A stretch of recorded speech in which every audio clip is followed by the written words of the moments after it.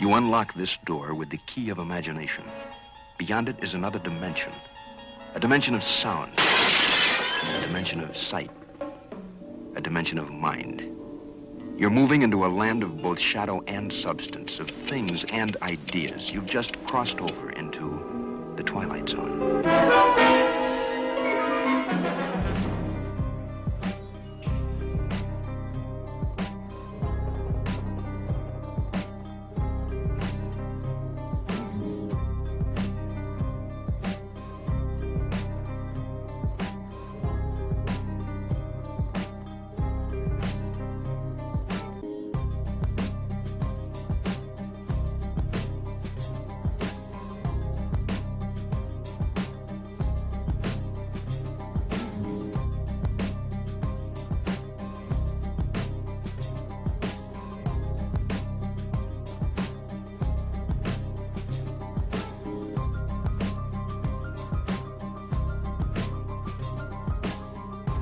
If we keep shipping our manufacturing jobs across the border and around the world and deindustrializing our country, we will not be able to defend this great country, and that is a risk we will never take.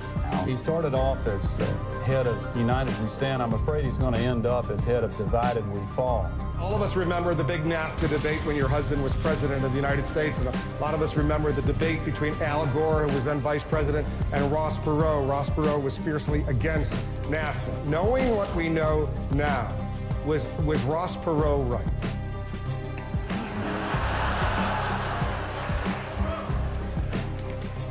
CTV News has learned that within the last month, a senior member of the Barack Obama campaign telephoned the Canadian ambassador to the United States, Michael Wilson. In that call, the Obama operative warned the ambassador that NAFTA would become part of the debate in the Democratic primaries and that Obama would take some heavy swings at the trade deal, but told the ambassador, "Don't worry, it's just campaign rhetoric. It's not serious." A difficult night for many workers heading home from the General Motors plant in Kansas City, Kansas. The struggling automaker plans to lay off 3,600 workers at 10 of its assembly plants, including the Fairfax plant in the metro. And there will still be plenty of pain, including more closing of factories and closing and loss of jobs. While the world's leaders try to figure out this big picture here, the situation here at home for so many people is becoming more and more dire. In the capital city of the state of California, a tent city has gone up for those who have run out of options. It's grown in size and quickly. This is the reality of the crisis in the U.S. economy. People who used to own their own homes are living hand to mouth on land once occupied by those less fortunate. In the last month, some 60,000 houses were repossessed, their occupants forced out when they could no longer meet ever-increasing mortgage payments. Now they shower at a local church and get by on handouts. They have nowhere else to go. I struggle day to day to eat and everything else. The trap Sandy fell through, like so many homeless people, was purely economic. I had a job, $7 an hour, and it wasn't enough to keep an apartment. And unemployment insurance, we talk about it as a safety net and the rest. This is one of the biggest stimuluses to our economy.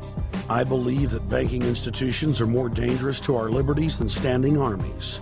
If the American people ever allow private banks to control the issuance of their currency, first by inflation, then by deflation, the banks and corporations that will grow up around the banks will deprive the people of all property until their children wake up homeless on the continent their fathers conquered. The issuing power should be taken from the banks and restored to the people, to whom it properly belongs. Thomas Jefferson, 3rd President of the United States.